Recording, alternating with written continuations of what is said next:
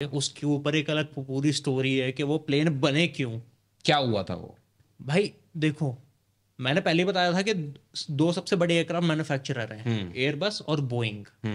तो अगर मैं अभी डीप में जाना चाहूँ मैं डीप में बता दूं, अगर मैं ऊपर ऊपर से बताना चाहूँ मैं ऊपर ऊपर से बता दूं, तो भाई कैसे सुनना चाहोगे? डीप डीप डीप बिल्कुल। हमारे यहाँ पर इस शो पे सिर्फ और सिर्फ जो है हम डीप में बातें हम करते हैं। डीप जाते हैं। बताइए। तो भैया उसके लिए आपको ना थोड़ा समझना पड़ेगा कि एयरक्राफ्ट कैसे काम करता है। एयरक्राफ्ट के ऊपर होते हैं दो इंजन, वो प्रोड्यूस करते हैं थ्रस्ट। थ्रस्ट आपका पीछे को फोर्स देता है और एयरक्राफ्ट आपका आगे जाता है। This is how an aircraft works. बहुत बेसिक है, बहुत ज़्यादा बेसिक चीज़ है। तो जैसा कि अगर आपको याद होगा, अगर आप पॉडकास्ट अभी तक फॉलो कर रहे हो तो आपको ये चीज़ बहुत अच्छे से पता होगी कि 737 बहुत सक्सेसफुल एयरक्राफ्ट था बोइंग का। अब 737 चल रहा था, उसके साथ में उसका कॉम्पिटिटर था A320 एयरबस का, एयरबस 320। तो एयरबस ने क्या किया, 2010 के अराउंड उसने अपना निकाला A320 नीओ, NEO, जिसका फुल फॉर्म है न्यू इंजन ऑप्शन। अच्छा। प्लेन में फर्क कोई नहीं था, बस थोड़े बड़े इंजन थे, थोड़े फ्यूल एफिशिएंट इंजन थे, बाईपास रेशियो अच्छा था, फ्यूल इकोनॉमी अच्छी थी उन एयरप्लेन्स की। तो बहुत सारी एयरलाइंस ने देखना शुरू करी है यार ये इंजन तो बहुत अच्छे हैं और एयरक्राफ्ट भी बहुत अच्छा है, तो हमारी फ्यूल सेविंग्स होगी। एयरक्राफ्ट कि कोई भी एयरलाइनर है, कोई भी आपकी कंपनी है जो एयरक्राफ्ट उड़ा रही है, उसके लिए फ्यूल सेविंग सबसे बड़ी चीज़ होती है। तो उन्होंने थोड़े अपने ऑर्डर ज़्यादा प्लेस करने शुरू कर दिए A320 नीओ के लिए। अब इस चीज़ से क्या हुआ, बोइंग हो गया पागल कि भाई ये क्या होगा, ये तो मेरी मार्केट खा रहा है पूरी। बोइंग ने सोचा एक काम करते हैं, एक बिल्कुल स्क्रैच से नया एयरक्राफ्ट बिल्ड करने से अच्छा जो एग्जिस्टिंग हमारा 737 है इसी को अपग्रेड कर देते हैं। क्या दिक्कत है, इंजन थोड़े बड़े लगा देते हैं तो हो जाएगा हमारा काम। चलो ठीक है, इन लोगों ने लगाने शुरू करे इंजन। और इन लोगों ने देखा कि जो हमारे जो इंजन है वो ग्राउंड से काफ़ी पास में है, क्योंकि अगर आप एक A320 को और अगर आप एक 737 को आमने सामने से देखोगे तो 737 थोड़ा नीचे होता है, उसका ग्राउंड क्लियरेंस कम है। A320 थोड़ा ऊपर होता है, उसका ग्राउंड क्लियरेंस ज़्यादा है। आप सामने से कैसे आइडेंटिफाई कर सकते हो, A320 के जो इंजन होंगे ना पूरे गोल होंगे, पूरा सर्कल होगा, लेकिन 737 के इंजन अगर आप देखोगे फ्लैट होंगे, नीचे से थोड़े फ्लैट होंगे वो वाले इंजन। तो उसकी हमेशा से दिक्कत रही है, थोड़ी ग्राउंड क्लियरेंस उसकी कम है। तो इनको जो बड़े इंजन्स लगाने थे, इनको विंग के थोड़ा आगे लगाने थे वो वाले इंजन्स।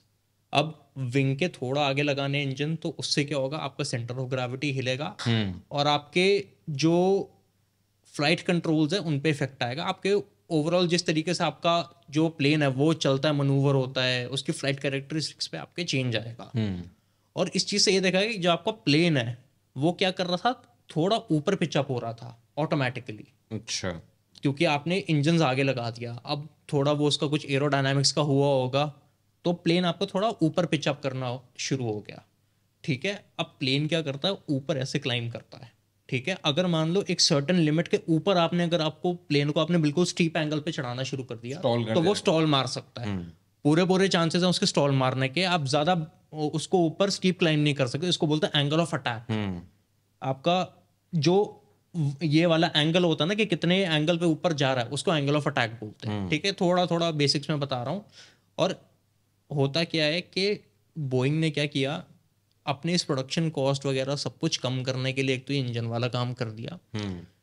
और जब इन लोगों ने देखा कि प्लेन मेरा थोड़ा ऊपर जा रहा है ज़रूरत से ज़्यादा, इन लोगों ने छुपके से ना सॉफ्टवेयर उसमें इंस्टॉल कर दिया जिसको कहते हैं MCAS। वो प्लेन को जो है जो नीचे ऑटोमेटिकली, हाँ, उसका भी मैं बताता हूँ क्या होता है। उसका फुल फॉर्म है मनूवर कैरेक्टरिस्टिक्स ऑगमेंटेशन सिस्टम। एक बार देखना, यही नाम है ना, MCAS। तो स्क्रीन पे भी नाम आ जाएगा, कोई दिक्कत नहीं है। तो MCAS बोइंग ने लगा दिया छुपके से कि ये क्या करेगा, अगर मेरा प्लेन ज़्यादा ऊपर जा रहा है, बहुत ज़्यादा एंगल ऊपर पे जा रहा है, तो थोड़ा उसको नीचे कर देगा, पिच डाउन कर देगा, ताकि वो स्टॉल वाली पोजीशन पे ना जाए। तो ये था बेसिकली काम MCAS का, कि उसको बस प्लेन को हल्का पिच डाउन करना था।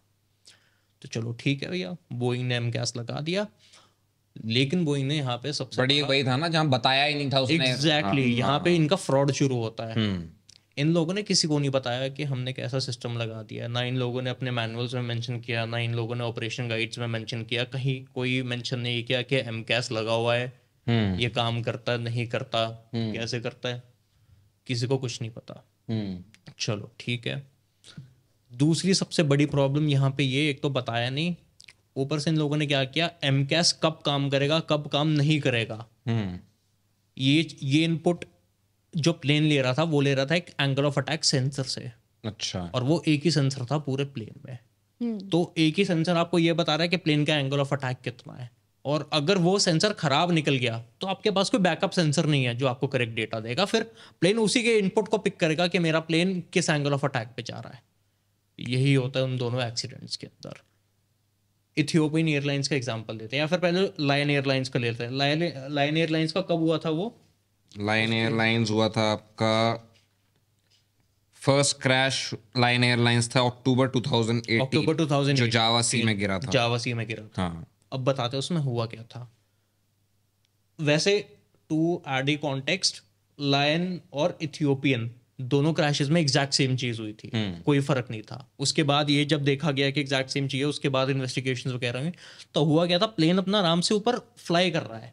अभी उसने जस्ट टेक ऑफ किया है, अपने क्रूजिंग ऑल्टीट्यूड पे जा रहा है, मुश्किल से 5000 फीट पे प्लेन पहुंचा होगा।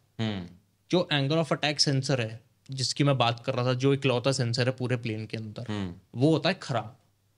वो डेटा फीड करता है गलत। वो पायलट को बताता है कि तुम्हारा प्लेन ऐसे नहीं जा रहा है, तुम्हारा प्लेन ऐसे जा रहा है, बिल्कुल ऊपर स्टीप जा रहा है।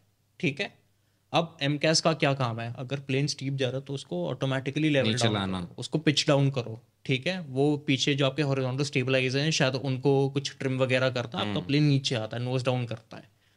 लेकिन मेरा प्लेन तो ऑलरेडी ऐसा सीधा जा रहा है, वो हल्का सा ही ऊपर है, वो इतना बैंकिंग एंगल उसका है ही नहीं कि वो स्टॉल मारे। तो मेरा प्लेन जो ऑलरेडी सीधा जा रहा है, एमकैस उसको और नीचे कर रहा है, उसको नोज डाउन कर रहा है जमीन की तरफ।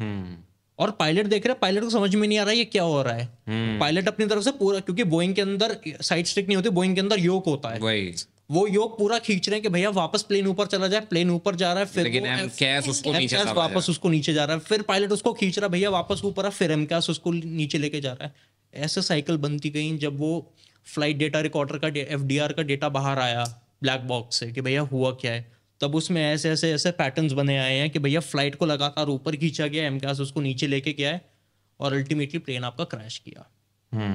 और जैसे ही ये बोइंग को पता लगा भैया प्लेन क्रैश मार गया है, बोइंग ने सारे बोल दिया भैया उनको, क्योंकि उनको तो पता ही था ना क्या है। एमकैस का तो बोइंग को तो पता था, बाकी जनता को नहीं पता।